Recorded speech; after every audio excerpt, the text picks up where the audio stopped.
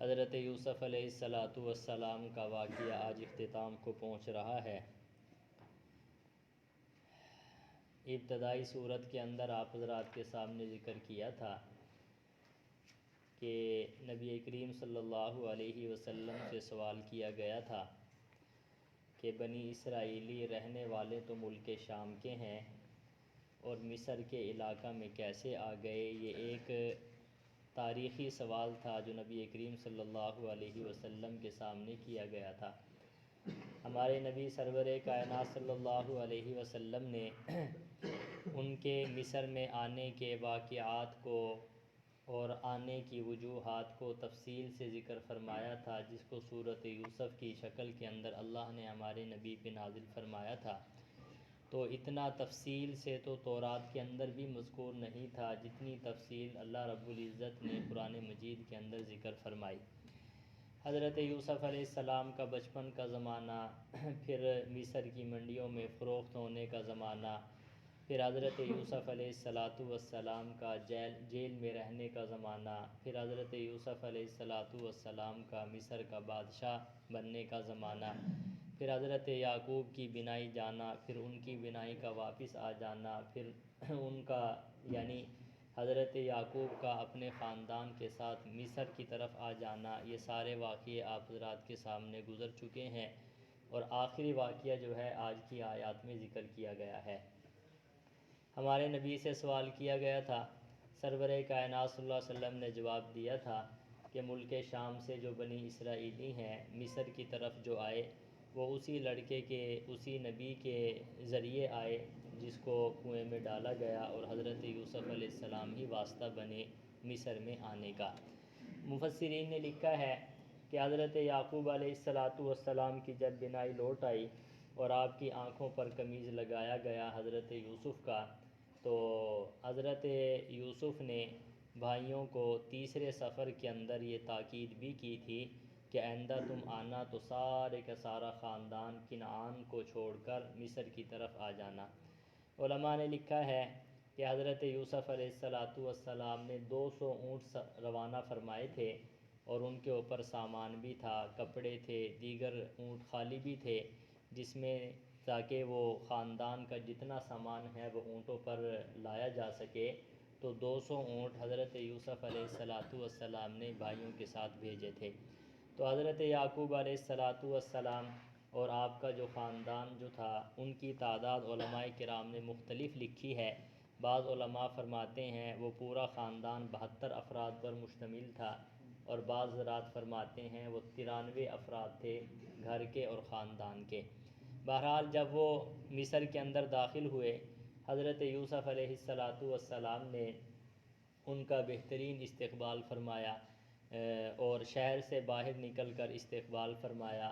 پھر حضرت یوسف علیہ السلام نے اپنے والد محترم کو اپنی جگہ تخت پر بٹھایا اور اپنے والد محترم کی تعظیم فرمائی۔ پھر حضرت یوسف علیہ السلام کے سامنے بھائیوں نے اور حضرت یعقوب علیہ السلام نے سجدہ فرمایا۔ تو یہ سجدہ فرمایا تو یہ اسی خواب کی تعبیر تھی جو حضرت یوسف علیہ السلام نے بچپن میں دیکھی تھی۔ رأیت احد عشر کوکبا والشمس والقمر رأیتهم لی ساجدین۔ ابا جان میں نے دیکھا ہے کہ مجھے جو ہے احد عشر کوکبا 11 ستارے اور چاند اور سورج مجھے سجدہ کر رہے ہیں۔ آج 40 سال کے بعد وہ خواب کی تعبیر مکمل ہوئی۔ حضرت یعقوب نے اور حضرت یوسف علیہ السلام کی والدہ کا انتقال ہو چکا تھا، اس کے بعد جو حضرت یعقوب نے نکاح فرمایا تھا وہ حضرت یوسف کی خالہ تھی۔ تو خالہ بھی قائم مقام کس کی ہوتی ہے؟ ماں کے قائم مقام ہوتی ہے۔ تو انہوں نے حضرت یوسف علیہ السلام کو سجدہ فرمایا اور خواب کی تعبیر مکمل ہوئی۔ لیکن یہاں پہ ایک بات یہ سمجھ لیں کہ سجدہ تعظیمی اور سجدہ عبادت میں فرق کیا ہے، اور ہماری شریعت کے اندر اس کا حکم کیا ہے۔ پچھلی انبیاء کرام علیہم السلام کی شریعتوں کے اندر سجدہ تعظیمی درست تھا۔ سجدہ تعظیمی کا مطلب یہ ہوتا ہے کسی کو بڑا سمجھ کر اس کے سامنے اپنے سر کو جھکانا، عبادت کی نیت سے نہ جھکانا، تو اس کو کہتے ہیں سجدہ تعظیمی۔ اب حضرت یعقوب علیہ السلام اور ان کے بیٹوں نے حضرت یوسف کو جو سجدہ فرمایا تھا وہ سجدہ تعظیمی تھا۔ ہمارے نبی سرور کائنات صلی اللہ علیہ وسلم کی شریعت کے اندر سجدہ تعظیمی کو حرام قرار دیا گیا ہے، اور سجدہ عبادت جو ہے یہ شرک کے قائم مقام ہے۔ فرق کیسے ہوگا کہ سجدہ تعظیمی کر رہا ہے کرنے والا یا سجدہ عبادت کر رہا ہے، وہ اس کے نظریات کے اور عقائد کے اعتبار سے ہوگا۔ اگر تو سجدہ کرنے والا اس نیت سے سجدہ کر رہا ہے غیر اللہ کو کہ اس کو الہ مانتے ہوئے، معبود مانتے ہوئے، تو یہ شرک ہے، اس کو سجدہ عبادت کہیں گے۔ اور اگر صرف تعظیم کی وجہ سے سجدہ کر رہا ہے، بڑا سمجھ کر سجدہ کر رہا ہے، عبادت کی نیت سے نہیں کر رہا، یہ بھی سرور کائنات صلی اللہ علیہ وسلم کی شریعت کے اندر حرام ہے۔ حضرت سلیمان فارسی رضی اللہ تعالیٰ عنہ تشریف لائے اور آپ نے سرور کائنات صلی اللہ علیہ وسلم کو کہا کہ اللہ کے نبی میرا دل کرتا ہے کہ میں آپ کو سجدہ کروں۔ نبی کریم صلی اللہ علیہ وسلم نے فرمایا نہیں، سجدہ تو صرف اسی ذات کے لائق ہے جو حی لا یموت ہے، ہمیشہ سے زندہ ہے اور اس پر کبھی موت نہیں آئے گی، وہ اللہ کی ذات ہے، سجدہ صرف اور صرف اسی کے لائق ہے۔ اسی طرح حضرت معاذ رضی اللہ تعالیٰ عنہ کو اللہ کے نبی نے یمن کا گورنر بنا کر بھیجا تھا۔ جب آپ تشریف لائے تو حضرت معاذ نے بڑے بڑے بادشاہوں کو دیکھا تھا، لوگ ان کے سامنے سجدہ کیا کرتے تھے۔ سرور کائنات صلی اللہ علیہ وسلم کے سامنے آ کر عرض کی کہ اللہ کے نبی میرا دل کرتا ہے کہ میں آپ کو سجدہ کروں۔ نبی کریم صلی اللہ علیہ وسلم نے منع فرما دیا۔ اور ایک روایت کے اندر یہ بات بھی آتی ہے، فرمایا اگر اللہ کے علاوہ میں کسی کو سجدہ کرنے کا حکم دیتا تو میں عورت کو حکم دیتا کہ وہ اپنے خاوند کو سجدہ کرے، لیکن چونکہ شریعت کے اندر غیر اللہ کو سجدہ درست نہیں ہے، اسی طرح عورت کو اپنے خاوند کے سامنے سجدہ کرنا بالکل اس کی گنجائش نہیں ہے۔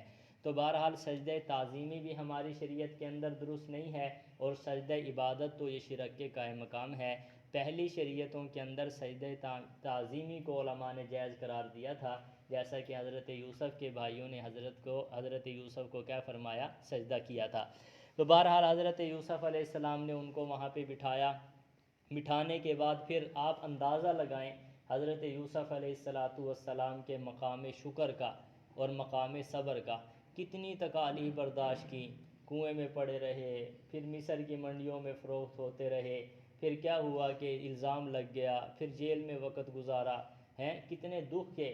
عام طور پہ ہوتا یہ ہے کہ جب آدمی کو کوئی پرانی کافی عرصے کے بعد جب والد سے، بھائی سے، دوست سے ملاقات ہو، تو عام طور پہ ہمارے ہاں یہ ہوتا ہے کہ ہم جو تکالیف ہیں ان تکالیف سے ابتدا کرتے ہیں، یعنی اپنی جو نعمتیں ہیں ان نعمتوں کا اظہار نہیں کرتے، تکالیف کا اظہار کرتے ہیں۔ عام طور پہ ہم کہتے ہیں کہ مجھے یوں یوں تکلیف دی گئی، مجھے یہ کہا گیا، مجھے فلاں فلاں نے یہ بات کہی ہے، یعنی جو نعمتیں ہیں ان کا اظہار نہیں کیا جاتا۔ عام طور پہ جب بھی آدمی کسی سے گفتگو کرتا ہے تو یہ ہمارے عام طور پہ معاشرے میں یا ہماری حالات ہیں کہ آدمی غموں کا ذکر پہلے کرتا ہے اور نعمتوں کا ذکر تو شاید نہ بھی کرے، یا کرتا بھی ہے تو بعد میں کرتا ہے۔ لیکن سنانے والے بھی اللہ کے نبی تھے اور سننے والے بھی اللہ کے نبی تھے۔ حضرت یوسف علیہ السلام نے جو ابتدا فرمائی اپنے والد محترم کے ساتھ گفتگو کی، تو اس ابتدا کے اندر حضرت یوسف علیہ السلام نے نعمتوں کا ذکر فرمایا، یعنی نعمتوں کے ذکر کرنے کی ابتدا فرمائی، اور جو حضرت یوسف پر پریشانیاں آئی تھیں، تکالیف اور مصیبتیں آئی تھیں، ان کا ذکر تک نہ کیا۔ اگر کیا ہے تو صرف اشارہ کنایہ کیا ہے، تفصیل کے ساتھ ذکر نہیں کیا۔ جیسے کہ ابھی آپ آیات مبارکہ کے اندر دیکھو گے کہ حضرت یوسف علیہ السلام نے فرمایا تھا کہ اللہ کا شکر ہے کہ اللہ نے مجھے بادشاہت عطا فرمائی، اللہ کا شکر ہے کہ اللہ نے مجھے قید سے نکال دیا، اللہ کا شکر ہے کہ اللہ تعالیٰ نے آپ حضرات کو دیہات سے نکال کے کہاں پہ، شہر میں لے کر آ گئے۔ یعنی تحدیث بن نعمت کے طور پر حضرت یوسف علیہ السلام نے نعمتوں کا ذکر فرمایا اور مصیبتوں کا ذکر ہی نہیں فرمایا۔ ہمارے لیے بہت بڑا سبق ہے اس کے اندر کہ ہم جو ہیں بعض مرتبہ کوئی تکلیف آ جاتی ہے تو اللہ کی نعمتیں ساری ہم بھول جاتے ہیں اور ابتدا بھی گلے شکوے سے کرتے ہیں۔ لیکن انبیاء کا طریقہ کیا ہوتا ہے کہ جب بھی بات ہو تو صبر اور شکر سے کرنی ہے۔ یہ ہمارے لیے عظیم سبق ہے اس صورت کے اختتام کے اوپر۔ تو حضرت یوسف علیہ السلام نے کہاں سے ابتدا فرمائی؟ فرمایا کہ کس سے بھائی؟ شکر سے، تحدیث بن نعمت اور صبر کو ذکر فرمایا، تکالیف کو ذکر نہیں فرمایا۔ اگر بھائیوں کی طرف سے تکلیف بھی آئی تو یہ نہیں کہا کہ میرے بھائیوں نے مجھے کنویں میں ڈالا، ابا جان نہ، فرمایا کہ میرے اور میرے بھائیوں کے درمیان شیطان نے پھوٹ ڈال دی تھی. بھائیوں کا ذکر تک نہیں فرمایا، بلکہ وہ ساری کی ساری غلطی کس کی طرف ڈال دی؟ شیطان کی طرف، کہ ہم تھے تو ٹھیک لیکن شیطان نے ہمیں جدا کرنے کی کیا کر دی بھائی؟ کوشش کر دی. اب بھائیوں کا ذکر کیوں نہیں فرمایا کہ مجھے بچپن کے اندر کنویں میں یوں یوں کر کے ڈالا، مجھے یوں تکلیف. آپ قصہ سن کے آئے ہیں پیچھے کہ کیسے چھوٹا سا معصوم بچہ بھاگتے گئے، کوئی اٹھانے کے لیے بھی تیار نہ ہوا، روتے ہوئے کو بھی کوئی سنبھال نہ سکا. آپ نے سنا ہے پیچھے پورا واقعہ تفصیل کے ساتھ. تو کیوں نہیں کیا بھائیوں کا ذکر؟ کیوں نہیں کیا اپنے والد کے سامنے؟ علماء نے لکھا ہے کہ اس سے پہلے بھائیوں نے غلطی کا اعتراف کر لیا تھا اور حضرت یوسف علیہ السلام نے ان کی غلطی کو معاف بھی کر دیا تھا. جب غلطی ایک دفعہ معاف کر دی جائے تو دوبارہ اس کا ذکر زبان پہ نہیں لانا چاہیے. حضرت یوسف کے سامنے، وہ کل کے درس میں گزرا ہے کہ جب حضرت یوسف نے پوچھا تھا کہ تمہیں پتہ ہے تم نے یوسف کے ساتھ کیا کیا، تو آگے سے انہوں نے کیا کہا تھا؟ انت یوسف، کیا تو یوسف ہے؟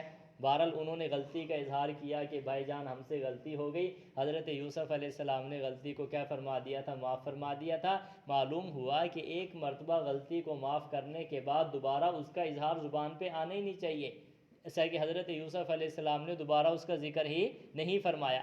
تو بہرحال یہ مقام صبر اور کیا ہے بھائی؟ شکر ہے. ہمارے اندر بھی یہ مقام صبر اور شکر آنا چاہیے. اللہ تعالی ہمیں ہزارہا نعمتیں دے رہا ہے، اور کبھی بخار چڑھ جائے یا کوئی تھوڑی سی تکلیف آ جائے تو ہماری زبان پہ گلے شکوے ہی جاری ہو جاتے ہیں. ہم یوں سمجھتے ہیں کہ کبھی ہم پر نعمت ہی نہیں آئی، حالانکہ اس مصیبت میں بھی ہزاروں نعمتیں اللہ تعالیٰ دیتے ہیں. اس مصیبت کے اندر، پریشانی کے اندر بھی کیا ہوتی ہیں بھائی؟ ہزارہا. علماء نے لکھا ہے کہ انسان کو اللہ چاہتے ہیں کہ ایک خاص مقام پہ اپنا قرب عطا فرمائے. یہ اللہ تعالیٰ کیا چاہتے ہیں کہ میں اس انسان کو اپنے قریب کروں، اور وہ نوافل پڑھتا نہیں ہے، نفلی عبادت کرتا نہیں ہے، تو اللہ تعالیٰ اسے تکلیف دیتے ہیں. اس تکلیف پر جو صبر کرتا ہے نا، اس صبر کی وجہ سے اللہ تعالیٰ اس انسان کو کہاں پہنچا دیتے ہیں؟ اپنے قریب پہنچا دیتے ہیں. تو بہرحال اس کے اندر بھی بہت ساری کیا ہوتے ہیں بھائی؟ نعمتیں ہوتی ہیں. تو جب کنعان سے بنی اسرائیلی نکلے تو کتنا قافلہ تھا بھائی؟ بعض علماء نے کیا لکھا ہے؟ 72 افراد تھے، اور بعض نے کیا لکھا ہے؟ 93 افراد تھے. پھر مصر کے اندر فرعون آیا، اور فرعون جب آیا اور حضرت موسیٰ علیہ السلام کو حکم دیا گیا کہ بنی اسرائیلیوں کو فرعون سے آزاد کروا، تو جس وقت وہ بنی اسرائیلی مصر سے نکلے دوبارہ ملک شام کی طرف گئے، تو فرمایا اس وقت جو ہے 6,70,000 تھے. جب آئے تو تھوڑے سے، آپ اپنے ہرنولی شہر میں دیکھ لیں کہ جو لوگ تقسیم کے بعد یہاں سے آئے تھوڑے سے تھے، اب کیا ہے؟ تعداد بڑھتی جا رہی ہے. وہ مصر کے اندر گئے تو تعداد کم تھی.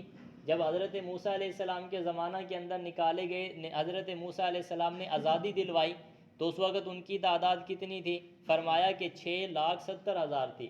اور یہ بھی 6,70,000 جو تھی تعداد تو زیادہ تھی اور زیادہ ہو جاتی، لیکن فرعون نے بچوں کو قتل کر دیا. اور آج بھی فلسطین کے اندر آپ دیکھ رہے ہیں کہ حضرت موسیٰ علیہ السلام اور فرعون کی دونوں کے دونوں ذریات جو ہیں، دونوں کی سنتوں پر چل رہے ہیں. اسرائیلی کس کی سنت زندہ کر رہے ہیں؟ فرعون کی. آپ دیکھیں نا، فرعون نے بچوں کو قتل کروایا تھا نا، 90,000 علماء نے لکھا ہے بچے قتل ہوئے تھے اس وقت. اور آج میڈیا پہ آپ سن لیں، اسرائیلی جو ہے بچوں کو قتل کر رہا ہے. حالانکہ جنگ کی کسی اصول کے مطابق بھی یہ بات نہیں ہے کہ عورتوں کو اور بچوں کو قتل کیا جائے. یہ جنگی اصول پوری دنیا کے آپ جنگی اصول اٹھا کے دیکھ لیں، کہیں بھی کسی اس کے اندر بھی بچوں کو قتل کرنا اور عورتوں کو قتل کرنا کسی جنگی اصول کے تحت نہیں ہے. لیکن آپ روزانہ سن رہے ہیں کہ 1,000 2,000 بلکہ غالباً 15,000 تک شہداء کی تعداد ہو چکی ہے. اور ان کے اندر علماء نے لکھا، یہ میڈیا والے بتاتے ہیں 3-4 ہزار تو بچے ہی شہید کر دیے گئے ہیں. تو آج بھی وہی فرعون کی ذریت جو ہے وہ بچوں کو کیا کر رہی ہے؟ قتل کر رہی ہے. اور حضرت موسیٰ علیہ السلام کے نقش قدم پر چلنے والے کون ہیں؟ فلسطینی ہیں جو شہید ہو رہے ہیں. اس وقت بھی کیا ہے؟ موسیٰ علیہ السلام کے ماننے والے جو تھے، فرعون نے انہی کو تو شہید کیا تھا، انہی کے بچوں کو. تو آج بھی وہی تاریخ ہے، وہی تاریخ اپنے آپ کو دہرا رہی ہے. موسیٰ علیہ السلام کی نقش قدم اور سنت پہ چلنے والے کون ہیں بھائی؟ فلسطینی ہیں. اور فرعون کے نقش قدم پر چلنے والے کون ہیں بھائی؟ اسرائیلی ہیں، جو اپنے آپ کو یہودی کہتے ہیں. وہی علاقہ ہے، وہی سارے حالات ہیں فلسطین کا، جو یہ آج ہم درس دے رہے ہیں کہ یہ وہی علاقے ہیں، ملک شام والے علاقے. تو اس وقت جو نکلے اس وقت ان کی تعداد کی تھی کیا تھی بھائی 6,70,000۔ پھر حضرت یعقوب علیہ السلام کا انتقال ہوا، اس وقت حضرت یعقوب کی جو عمر مبارکہ تھی وہ 110 سال علماء نے لکھی ہے کہ 110 سال کی عمر کے اندر حضرت یعقوب کا کیا ہوا؟ انتقال۔ حضرت یعقوب علیہ السلام نے وصیت فرمائی تھی کہ مجھے میرے والد محترم اسحاق کے ساتھ دفن کرنا ملک شام کے اندر۔ تو حضرت یعقوب علیہ السلام کا جب انتقال ہوا تو انتقال سے پہلے انہوں نے اپنے سارے بچوں کو جمع فرمایا۔ کیا سبق ہے علماء انبیاء کی سیرت کے اندر؟ اپنے بچوں کو کیا فرمایا؟ جمع فرمایا۔ جمع فرمانے کے بعد نصیحت فرمائی۔ وہ نصیحت کیا ہے جو آپ نے پہلے سپارے کے اندر سنی ہے، اذ قال لبنیہ یعقوب، ہاں اللہ تعالیٰ نے پہلے سپارے کے اندر ذکر کی ہے وہ کہ آپ کس کی عبادت کرو گے میرے جانے کے بعد۔ اس کا ترجمہ یہ ہے میرے جانے کے بعد پوچھا سب بچوں سے میرے جانے کے بعد تم کس کی عبادت کرو گے؟ تو بچوں نے کیا کہا کہ الہک و الہ آبائک ابراہیم و اسماعیل و اسحاق ہیں۔ وہ پہلے سپارے کی جو آیات ہیں آخری کے اندر، الہک و الہ آبائک، ابا جان ہم تیرے معبود کی عبادت کریں گے جس کو تو مانتا آیا ہے، اور تیرا باپ دادا جو ہے ابراہیم جس کی عبادت کی ہے ہم اسی کی مرنے آپ کے جانے کے بعد ہم اسی کی عبادت کریں گے، اور کیا ہے اسحاق کے والد کی اسحاق کے معبود کی کیا کریں گے بھائی؟ عبادت کریں گے۔ تو معلوم ہوا کہ انبیاء کرام علیہ السلام کو اپنی اولاد کی ایمان اور اعمال کی فکر ہوتی تھی۔ جیسا کہ کل کے درس کے اندر آپ نے سنا ہے جب آ کر خوشخبری دی کہ یوسف زندہ ہے ابا جان، تو حضرت نے کیا فرمایا تھا؟ حضرت یعقوب نے مجھے یہ بتاؤ کہ وہ بادشاہ کی تو مجھے کوئی پرواہ نہیں ہے، آیا اپنے دین حقہ پر ہے وہ؟ اس کے اچھے ہم بیٹھے ہیں، والدین بھی بیٹھے ہیں، نوجوان بھی بیٹھے ہیں، آج ہم اپنے گریبان میں جھانکے کہ کبھی ہم نے اپنے بچے سے پوچھا ہے کہ آج تو نے نماز پڑھی ہے کہ نہیں، یا تیرا نظریہ کیا ہے، تیرا عقیدہ کیا ہے؟ یہ پوچھیں گے کہ سکول میں کیا کام ملا، آج آپ نے کیا سنایا کیا نہیں سنایا۔ میرے خیال میں اس میں ہماری کمی ہے۔ انبیاء کی سیرت سے یہ سبق ملتا ہے کہ حضرت یعقوب کو فکر مرتے وقت کس چیز کی فکر ہے کہ میرے بچوں میرے جانے کے بعد تم کس دین پہ چلو گے، کس کی عبادت کرو گے۔ اور یوسف 40 سال تک جدا رہے ہیں، اور رو رو کے آنکھوں کی بنائی بھی حضرت یعقوب نے گنوا دی، لیکن جب خوشخبری دینے والا آیا تو سب سے پہلے کیا پوچھا کہ اس کا دین اور مذہب پہ ہے وہ، اعمال اس کے ٹھیک ہیں، بادشاہت کی مجھے کوئی پرواہ نہیں ہے۔ دوستو یہ دنیا ختم ہونی ہے، ہمیں بھی اپنے بچوں سے اس بات کی یہ باتیں پوچھنی چاہیے کہ بھائی نماز پڑھی ہے یا نہیں پڑھی، آج قرآن مجید کی تلاوت کی ہے یا نہیں کی، سرور کائنات صلی اللہ علیہ وسلم پہ درود شریف کتنی بار پڑھا ہے کہ نہیں پڑھا، یہ ہمارے لیے سبق ہے، لیکن ہم ان باتوں سے غافل ہیں۔ تو بہرحال بات دوسری طرف چلی گئی، تو حضرت یعقوب کو مرتے وقت بھی فکر کس کی ہے؟ اپنے اولاد کے ایمان کی، کہ میرے جانے کے بعد تم کس کی عبادت کرو گے، کس دین پہ رہو گے۔ تو انہوں نے صاف کہہ دیا تھا الہک و الہ آبائک ابراہیم و اسماعیل و اسحاق، ہم انہی کی عبادت کریں گے جس کے تیرے آباء و اجداد عبادت کرتے آئے ہیں اور جس کی عبادت تو کرتے آیا ہے، یعنی کس کی بھائی؟ اللہ جل جلالہ کی۔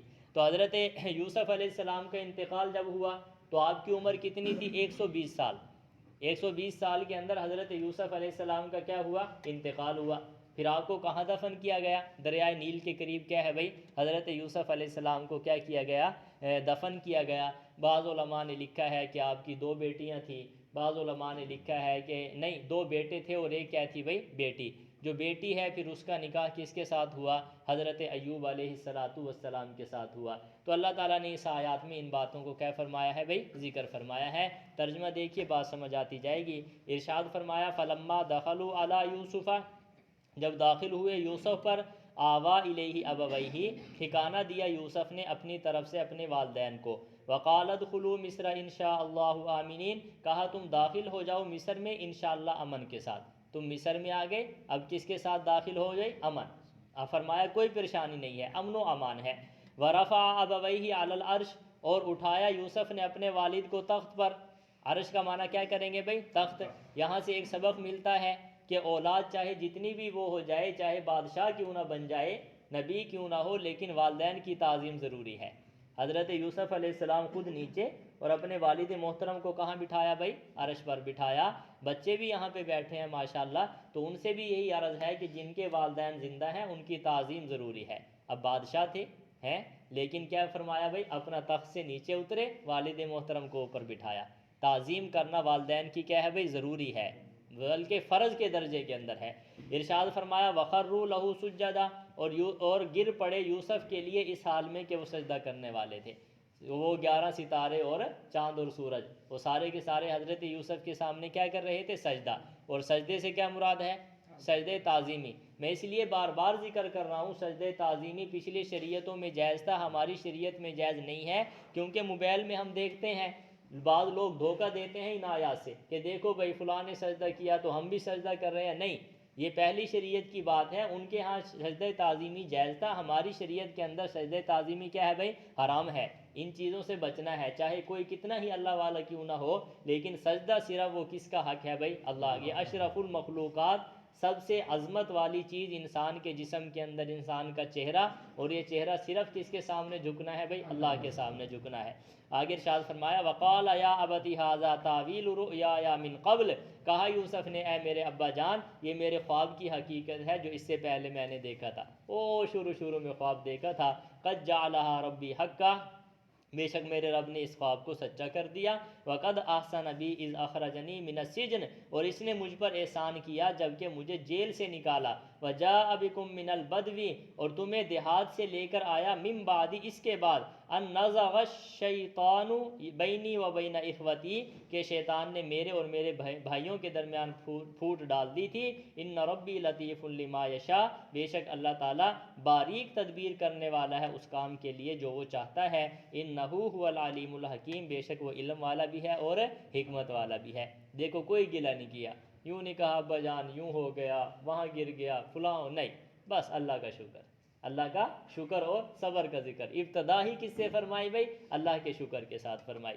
فرمایا رب قد آتیتنی من الملک، اے میرے رب تحقیق تو نے مجھے سلطنت دی، وعلمتنی من تاویل الاحادیث، تو نے سکھایا مجھے باتوں کو ٹھکانہ لگانا۔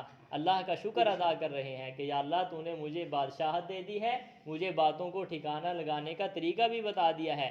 فاطر السماوات والارض، اے زمینوں اور آسمانوں کو پیدا کرنے والے، انت ولی فی الدنیا والآخرہ، تو ہی میرا کارساز ہے دنیا میں اور آخرت میں بھی۔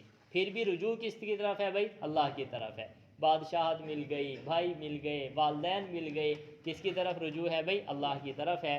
توفنی مسلما والحقنی بالصالحین، مجھے وفات دے دے مسلمان ہونے کی حالت میں، اور مجھے ملا دے کس کے ساتھ بھائی؟ صالحین کے ساتھ۔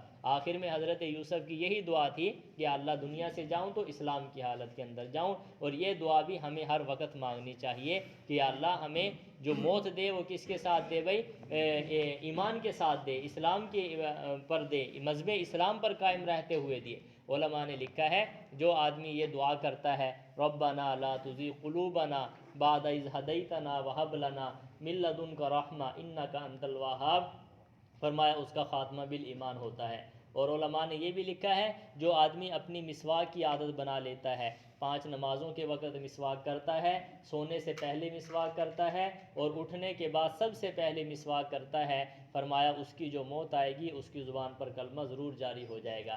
اللہ تعالیٰ ہمیں ان باتوں پہ عمل کی توفیق عطا فرمائے۔ کل کے درس کے اندر پھر وہی آپ صلی اللہ علیہ وسلم کے معجزے کا ذکر ہے کہ آپ نے کسی سے یہ واقعہ سنا بھی نہیں اور پھر اتنا تفصیل سے ذکر فرما دیا، یہ کس کا معجزہ ہے بھائی؟ نبی کریم صلی اللہ علیہ وسلم کا۔ کل کے سبق کے اندر انشاءاللہ اس بات کو تفصیل سے ذکر کریں گے۔ اللہ تعالیٰ ہمارے درس کو قبول فرمائے۔ وآخر دعوانا الحمدللہ۔